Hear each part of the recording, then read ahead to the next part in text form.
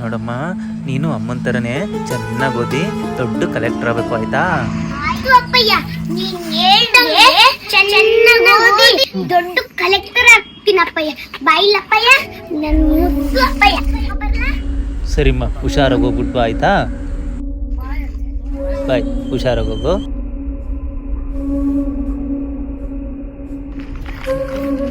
ಏನು ರಾಮಪ್ಪ, ಯಾರು ಹುಡುಕ್ತಿದ್ದಿ? ಏನಾಯ್ತು? ಬೆಳಗ್ಗೆ ನನ್ನ ಮಗಳು ಸ್ಕೂಲಿಗೆ ಹೋದಳು ಕಣೋ. ಇನ್ನ 10 ಮುಳುಗಾಯ್ತು ಕಣೋ. ಎಲ್ಲ ಮಕ್ಕಳು ಹಟ್ಟಿ ಬಂದು ಸೇರ್ಕೊಂಡಾರೆ. ನನ್ನ ಮಗಳು ಏನಾದ್ರೂ ಬಂದಿಲ್ಲ ಕಣೋ. ಭಯ ಆಗ್ತಿದೆ ಕಣೋ, ಅದಕ್ಕೆ ಹುಡುಕೋದು ಹೊಟ್ಟಿದ್ದೆ.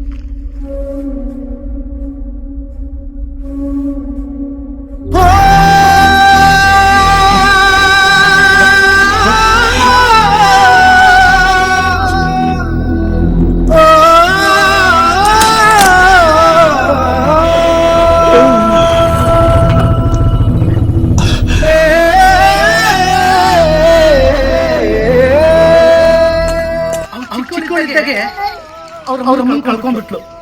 ಈಗ ಸ್ಕೂಲಿಗೆ ನಡ್ಕೊಂಡು ಹೋಗ್ತಾಳೆ ಕಣಪ್ಪ. ನನಗೆ ಸೈಕಲ್ ಕೊಡ್ಸು ಅಂತಾಳೆ. ನನಗೊಂದು ಸಣ್ಣ ಸೈಕಲ್ ಕೊಡಿ ಅಪ್ಪಯ್ಯ.